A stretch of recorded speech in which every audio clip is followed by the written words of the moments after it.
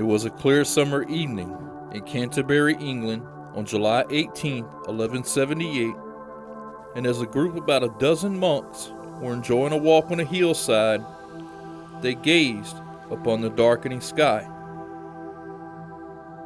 That evening, just after dusk, with a crescent moon drawing the attention of one's eye, they gazed to the heavens, and what occurred was anything but typical, as it's been a mystery to astronomers since its recording. The word moon comes from the Old English, but it's also found in Old Germanic and maybe even older, as in a Proto-Aryan word. Some cultures called it Luna, which is where we get the term lunatic and lunacy from, as it may lie tied in with the theory of people acting more crazy and chaotic during a full moon, and there is actually emergency room or hospital data backing up this theory.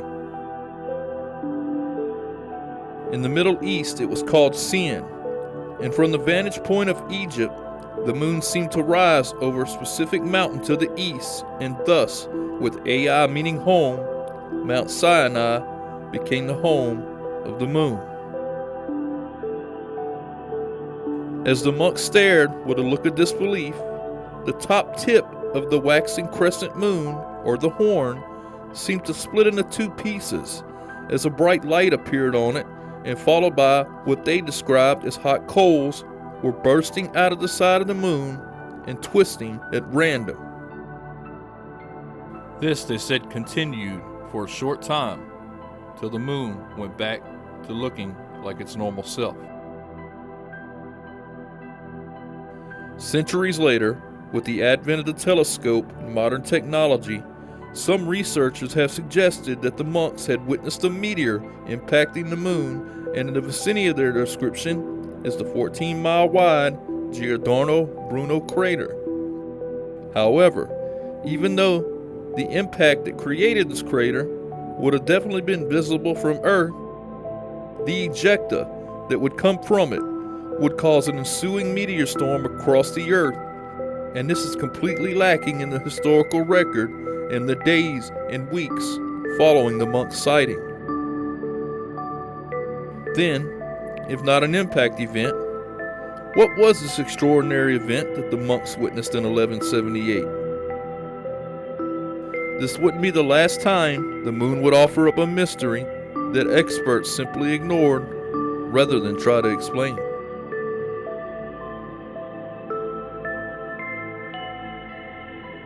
Almost 789 years later to the day that the monks witnessed the moon doing the unexplainable, billions of people around the world would all stop what they were doing and stare at the TV, as all channels were televising what was once considered just as impossible. As he swung open the hatch of the lunar lander, a 38-year-old aeronautical engineer and test pilot from Ohio would make history as he reached the bottom of the ladder. Neil Armstrong stepped down from the ladder, and as his foot touched the powdery, scorched soil of the ground, he became the first person in history to step foot on Earth's moon. As the television broadcasted his now famous words, scientists and engineers back home were anxious to comb over the findings of the many scientific experiments the mission aimed to achieve. Neil, along with fellow astronaut Buzz Aldrin, set up seismograph and thermometers and reflectors, but more importantly, they gathered rocks from the lunar surface for the scientists back on Earth to analyze. As the two lifted off from the lunar surface with hundreds of pounds of lunar rocks on board, neither could have imagined the mystery that would come about from the samples on board with them. After scientists thoroughly combed over the rocks that came from 230,000 miles away, certain things suggested that the standard model of the formation of the moon wasn't as accurate as previously thought. The accepted hypothesis then was that the moon was formed at the same time as the Earth, But here, in these lunar rock samples, was evidence to say otherwise. Not only was the moon not formed along with Earth, but these samples suggested that the moon was much older than previously thought, and incredibly, was much older than Earth itself. This wouldn't be the last time that the moon offered up a mystery that couldn't be explained. Astrophysics eventually landed on a model for the formation of the moon. The problem that has been such a thorn in the side of astronomy is that the moon is much bigger than it should be, as when observing the solar system, we don't see moons around Venus, Mercury, and Mars, but Mars has two very small moons which resemble captured asteroids, and the only large moons we see are orbiting the outer gas giants. Yet here the moon is, the fifth largest in the solar system, orbiting Earth. Astrophysicists eventually settled on the so-called Big Whack hypothesis, which suggests a Mars-sized planet named Theia crashed into a young Earth, and the debris eventually coalesced into our moon. The problem with this theory is that such a glancing blow at just the right angle to create the moon would have caused the Earth to spin much faster rate than we have, and days would then only be 8 hours long. The moon offered up other anomalies from the scientific instruments that the Apollo missions left behind. NASA let a spent rocket crash into the moon to observe the seismic waves via the many seismographs strategically placed. And after the spent rocket crashed, surprisingly to those monitoring back on Earth, the vibrations reverberated over the surface of the moon for hours, which suggests the moon had incredibly large voids as it, quote, rang like a bell, close quote. The moon is vital to life on Earth and may very well have assisted in the process of evolution, as its enormous tides pull vital nutrients from the shores and create tide pools that are left behind, which may have spurred on the process of life evolving from an out-of-sea to a more amphibious lifestyle and eventually land life or terrestrial life. Had it not been here, life may not have evolved at all. Another important feature of the moon is that it keeps the Earth's axial tilt from swinging wildly, which would cause havoc with our temperatures and seasons. Not known by many, but a woman's menstrual cycle is linked with the moon, as its average time between cycles as the moon completes its phases from new moon to new moon equals the same. We get the term month from the word moon, and many ancient calendars, some still used today, use the moon's complete cycle of 29.5 days in a calendar month or a month. Monday also comes from the moon, as it's the moon's day in the 7 days of the week. When astronomers got advanced enough to measure and precisely time key periods of movement with the moon, something very interesting was observed, but has been brushed off as coincidence. The moon is exactly 400 times smaller than the sun, yet it's also 400 times closer than the sun, and this gives us a perfect eclipse. Had humans come along much later than we did, then this phenomenon couldn't have happened, as the moon is slowly moving away from the Earth. What are the odds that intelligent life would come along right at the right time to observe and recognize this coincidence? In fact, we can fit 109.208 suns between the Earth and the Sun, and we can also fit 109.208 moons between us and the moon. We could leave it there, and this would already be improbable enough.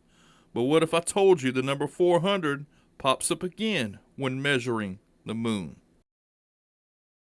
The moon takes 655.728 Earth hours to rotate once on its axis, which means it rotates once every 27.322 Earth days. Keep that number in mind. Using the metric system, the moon has an equatorial circumference of 10,920.8 kilometers, which means each Earth day, or 24 hours, the moon rotates exactly 400 kilometers. Now remember, we can fit 109.208 moons between the Earth and the moon, as well as 109.208 suns between the Earth and the sun. Again, reoccurring numbers. The moon seems to be mathematically tied in with Earth because, astonishingly, the Earth itself rotates 40,000 kilometers in a day, meaning the moon rotates exactly 1% of the distance that the Earth rotates each day. These reoccurring numbers don't end there, as we have 365 days in a year before the Earth to complete one trip around the sun relative to the background stars. It actually spins 366 times each year. Why is this number important? Well, remember, the moon takes 27.322 Earth days to complete one rotation on its axis. And the Earth is exactly 3.66 times larger than the moon, meaning the moon is 27.322% the size of Earth. Another noteworthy observation is the fact that if we multiply the size of the moon by that of the Earth and divide by 100, we get the size of the sun. This also works in reverse, because if we divide the size of the sun by that of Earth and multiply 100, we get the exact size of the moon. The monks from century ago weren't the only one to witness strange phenomena on the moon, as many TLP, or transient lunar phenomena, have been observed throughout the years, including while the Apollo 11 astronauts were orbiting it. Entire craters have changed their appearance right before the eyes of astronomers eyeing through their telescopes, and sometimes lasting long enough for these astronomers to notify others from across the world and thus have different observation points for confirmation. There are enormous gravity anomalies located just under the moon's surface at its mares. These anomalies are really dense metallic bodies that are explained away as very slow asteroid collisions, but their density suggests that they should have made their way to the moon's interior regardless of how slow of an impact, yet here they are, barely below the surface. There are also enormous voids inside the moon, and asteroid impacts, regardless of the size, seem to all have the same depth. Recently, the Japanese discovered circular openings on the moon's surface that, through different angles of observations, show that they lead down into enormous caverns and cave systems. The moon has some odd geometric shapes on its surface as well, and makes one wonder, did someone else get to the moon before we did in 1969? The moon would be a perfect observation point to study life on Earth and hide from detection while doing so. As frightening as that is in itself, what if possibly, when we became advanced enough to study the moon and its anomalies, what if we discovered that there were clear signs of someone else landing on its surface before we did? And what if we learned that someone else who took that giant step was a prior sophisticated intelligent species that originated from Earth but way back in time before any intelligent life should have existed? Sort of a Silurian hypothesis, but the evidence is found in the moon's past instead of the Earth's. That is indeed a frightening situation to imagine. Many ancient civilizations in Earth's history talk about a time when the moon didn't exist.